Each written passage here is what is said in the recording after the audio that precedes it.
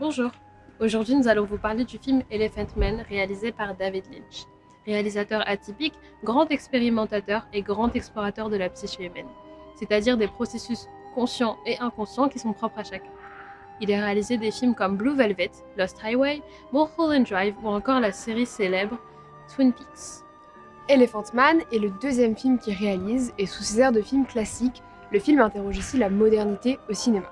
Comme il y a beaucoup de choses à dire dessus, on va vous résumer tout ce qu'il faut savoir sur le film en 6 points. C'est parti.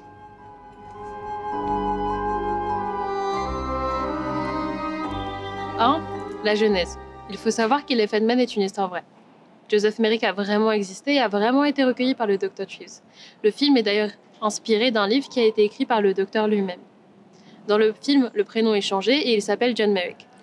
C'est grâce au réalisateur et producteur célèbre Mel Brooks que le film a pu se faire, même si au début il ne voulait pas de David Lynch à la réalisation puisque celui-ci n'avait réalisé qu'un seul long métrage, mais il s'est laissé convaincre après avoir vu ce premier film qui s'appelle Eraserhead. C'est l'acteur John Hurt qui est choisi pour jouer John Merrick. Il fallait 7 heures en maquillage pour lui poser la tête d'Elephant Man, qui a été réalisé depuis le moulage original du crâne de Joseph Merrick. 2. Le noir et blanc. C'est Freddy Francis qui signe l'image du film. C'est un beau noir et blanc en cinémascope où l'éclairage est essentiel pour montrer les différents états de John Merrick. L'hôpital et la chambre de John sont plutôt lumineux, tandis que les bas-fonds de Londres et les exhibitions de la fête foraine sont très inquiétants et sombres. Cela renvoie à la psyché de John, mais aussi au ressenti du spectateur.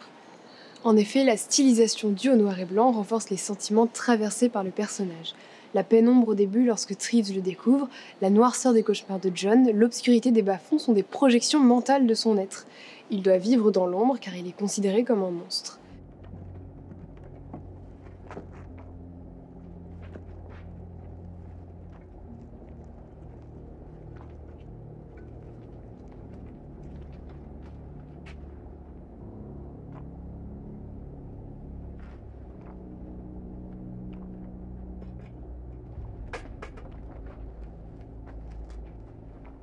Mais lorsqu'il est dans sa deuxième chambre d'hôpital et à l'opéra, l'image se fait plus blanche et plus douce. Cet éclairage et l'utilisation du noir et blanc nous donnent parfois l'impression que l'imaginaire et le réel se mêlent. Cet éclairage contrasté, révélant la saleté des bas-fonds de Londres, nous renvoie à des personnages comme Jack l'Éventreur ou encore le Dr Jekyll de Stevenson qui sont de la même époque.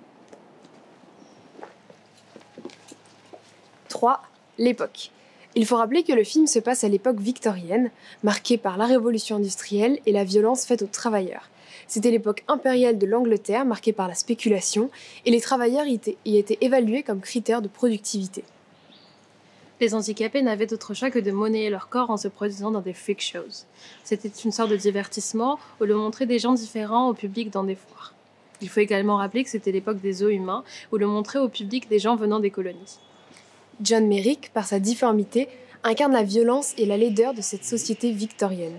Il est le fils maudit d'une société en pleine mutation, le miroir d'un monde où la monstruosité se cache derrière les bonnes manières des bourgeois.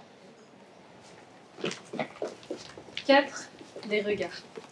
À la gare, John Merrick hurle « I'm a human being » et c'est bien de cela qu'il s'agit.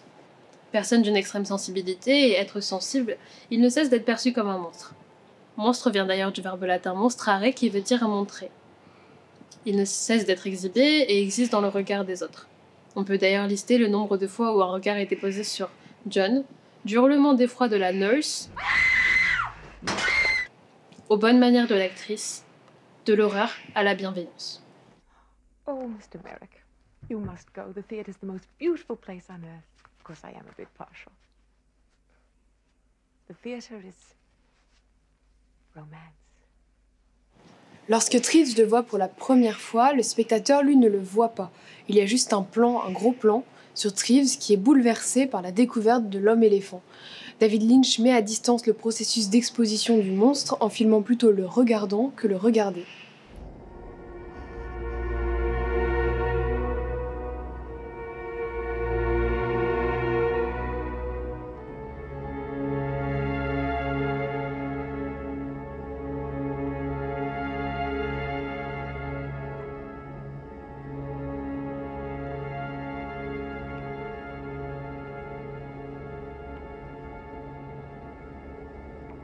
La deuxième fois que John est montré, c'est au médecin de l'hôpital, et le dispositif rappelle celui d'une séance de cinéma. Son ombre est projeté sur un drap, et sous l'aspect scientifique, John est tout de même présenté comme un monstre, même si on entend son souffle qui est bien la marque de son humanité. Tout le film interroge cette manière de montrer. En tant que spectateur, on a envie de voir le monstre, on est excité par ça. Pourtant, on va le découvrir au détour d'un plan très simple, dans sa crudité, un plan débarrassé de tous les artifices du cinéma. Tout le long du film, John sera l'objet de cette curiosité malsaine. Il passera d'une exploitation à une autre, même si la deuxième est plus douce et plus feutrée. Le docteur Treves posera même la question à sa femme « Suis-je bon ?» Comme s'il était dérangé par cette nouvelle exploitation de John dans le beau monde. Pourtant, elle s'occupera de John jusqu'à la fin de sa vie. Il est intéressant de constater que dans le récit, les scènes de douceur alternent avec les scènes de violence. La séquence où Treves lui offre son nécessaire de toilette précède celle où il se fait agresser par les alcooliques dans sa chambre à cause du gardien. C'est comme s'il était condamné à être un homme de scène, comme le montre la séquence de fin où il est applaudi lors de la représentation théâtrale.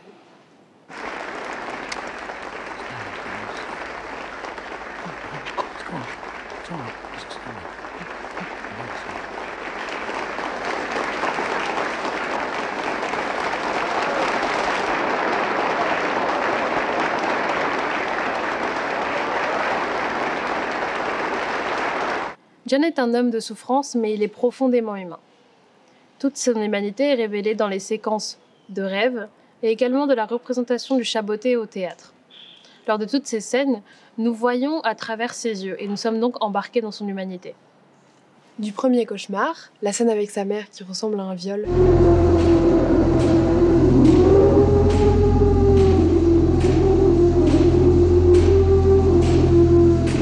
à sa vision du chaboté, qui ressemble à un film muet,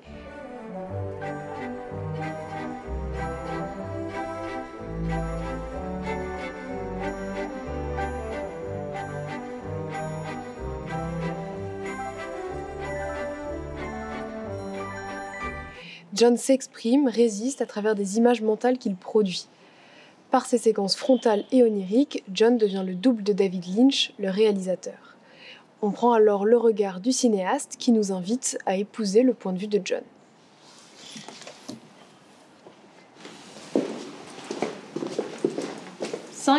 Le son. La texture sonore du film est très importante. Alan Spett et David Lynch ont réalisé une bande sonore expérimentale qui mêle cris, souffles, voix et sons inquiétants. Le bruit du ruissellement dans la rue, le bruit des machines, l'horloge ou encore les bruits de pas dans les cauchemars.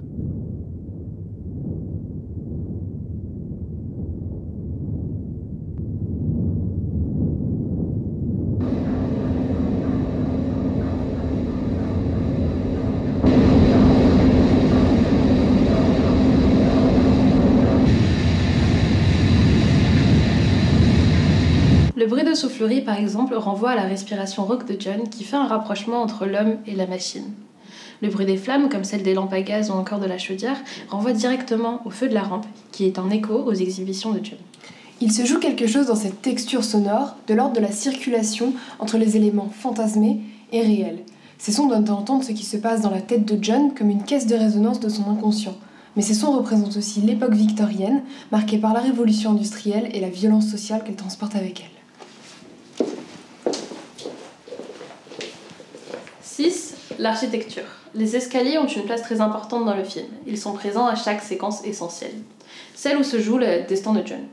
Les discussions entre Treves et Bites, le propriétaire de John, ou encore la séquence de la gare où les escaliers sont synonymes d'oppression.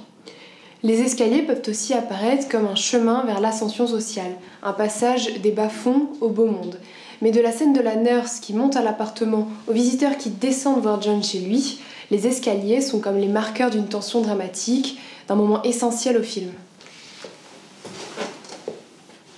Il y aurait beaucoup d'autres choses à dire sur le film, comme la place des femmes auprès de John qui le renvoie directement à sa mère disparue.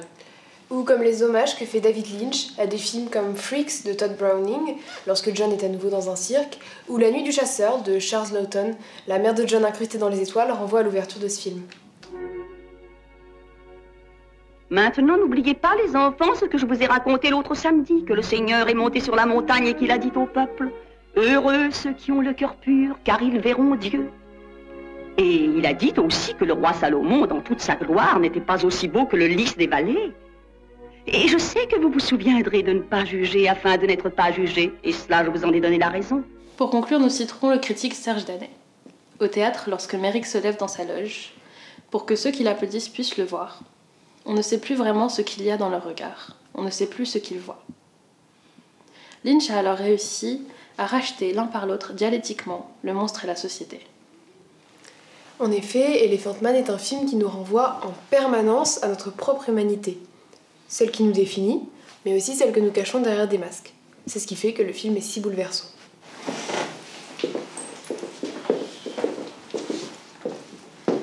Une dernière question. Combien de séquences sont directement tirées de l'imaginaire de John? Alors vous avez trouvé? À bientôt.